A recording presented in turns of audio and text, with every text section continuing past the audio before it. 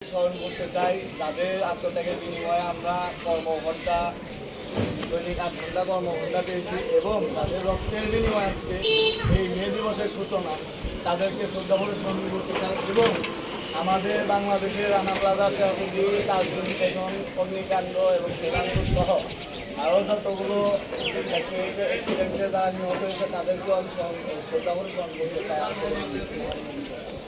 এবং বলতে চাই সেই 1886 সালে শোষণকারী মালিক গোষ্ঠী এখনো পর্যন্ত বাংলাদেশের সময় আইনের অবমাননা করে 8 ঘন্টার জায়গায় 12 ঘন্টা কর্মঘণ্টা চালিয়ে যাচ্ছে ফিক্সড স্যালারির নামে।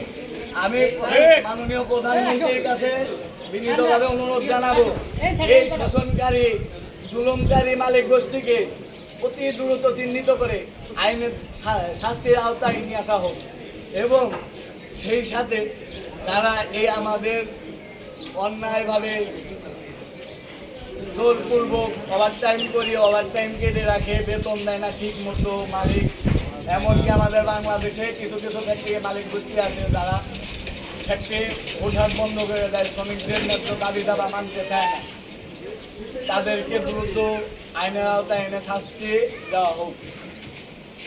আরও আমি বলতে চাই যে আজকে আমাদের যে 6টা দাবি শ্রমিক শ্রেণীর, এখানে আমার 6টা দাবি দেওয়া আছে। প্রথম দাবি হলো যে ন্যূনতম মজুরি 20,000 টাকা, এটা অচিরেই করতে হবে। কারণ আমাদের সড়ক ও সেতু মন্ত্রী ওবায়দুল কাদের সাহেব বলেছিলেন 2021 সালে একটি শ্রমিকের গড় মাথাপিছু আয় বছরে $2600। তো $2600 যদি হিসাব করা হয়, ন্যূনতম মজুরি আমাদের 20,000 টাকা করলেও প্রত্যেক শ্রমিকের মাথা পিছু তার 3,668 টাকা করে মাথা পিছু প্রত্যেক মাসে বেঁচে যায়।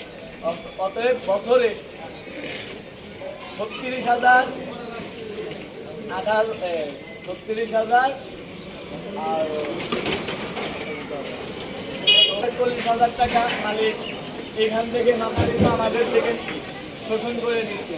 এই শোষণকারী মালিক গোষ্ঠীকে অচিরেই আইনের আওতায় এনে শাস্তি দেওয়া হোক, এটাই বিনীত অনুরোধ থাকবে। এবং আমাদের দেশ বর্তমানে বাংলাদেশ, আমাদের যে শিল্প শ্রমিক এবং প্রবাসী শ্রমিক ভাই বোনেদের টাকা আজকে বাংলাদেশের অর্থনীতির তালিকা সুবিধারা আছে। আমরা যদি স্মার্ট বাংলাদেশ গড়ার স্বপ্ন থাকে আমাদের, তাহলে আজকে আমাদের শ্রমিক জনগোষ্ঠীকে স্মার্ট করে গড়ে তুলতে হবে। তাহলেই না আমরা পারবো স্মার্ট বাংলাদেশ গড়ে তুলতে। তাছাড়া কোনো মতেই সম্ভব না যে আমার শ্রমিক জনতা আনস্মার্ট থেকে যারা আমি আনস্মার্ট লোকজন দিয়ে যারা আমার দেশ গড়ার কারিগর, তারাই যদি আনস্মার্ট থেকে যায়, তাহলে আমরা কিভাবে স্মার্ট দেশ স্বপ্ন দেখি আর কিভাবে করতে পারি স্মার্ট বাংলাদেশ? আমি প্রধানমন্ত্রীকে আরো বলতে চাই, যদি স্মার্ট বাংলাদেশ করতে চান আগে শ্রমিক জনতাকে স্মার্ট করে গড়ে তুলুন। শ্রমিক যদি ভালো থাকে, শ্রমিক বাঁচবে শিল্প বাঁচলে বাঁচবে দেশ, তাহলেই না করতে পারবো স্মার্ট বাংলাদেশ।